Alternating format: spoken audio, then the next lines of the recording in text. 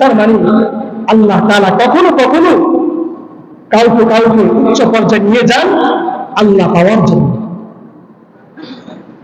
আপনাকে সম্পদ দিচ্ছেন আল্লাহ তাআলা, আপনার জন্য সহজ জান্নাত কিনা, আপনার অর্থ দ্বারা জান্নাত কিনা একেবারে সহজ।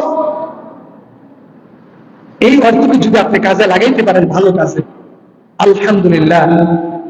অত্র এলাকার যে মানুষগুলি যারা আছেন আলহামদুলিল্লাহ, অধিকাংশ আলহামদুলিল্লাহ যাদেরকে আল্লাহ তাআলা ধন সম্পদ দিয়েছে, আমি একটা চিত্র আমি আলহামদুলিল্লাহ আমি দেখেছি এই 2 বছরের ভিতরে,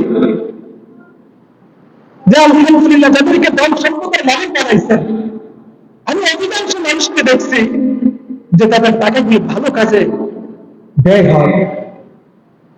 আলহামদুলিল্লাহ, এটা একটা দৃষ্টান্ত যে আল্লাহ তাআলা আপনাদেরকে যে আল্লাহ তাআলা কবুল করছেন। যা দেখেন কত হাজার হাজার কোটি টাকার মালিক এই বাংলা জমিনে আছে, আছে না? যা দেখেন তাদের 10টা টাকা কোনো ভালো কাজের ভিতরে লাগে না।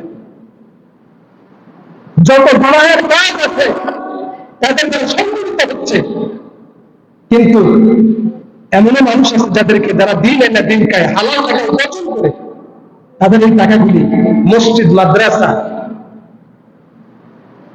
বিভিন্ন ধরনের মানবিক কাজের ভিতরে আলহামদুলিল্লাহ আপনারা খাটাচ্ছেন। এটা আমি দেখতেছি আলহামদুলিল্লাহ। এটা দৃষ্টান্ত, এটা আল্লাহ তাআলা আপনাদেরকে কবুল করছেন। কারণ সম্ভব না তো, আপনার কবরে টাকা আছে, আপনার দিনের রাস্তা আপনি খরচ করবেন, এটা সম্ভব না যদি আল্লাহ তাআলা আপনাকে রহম না করেন, সম্ভব না।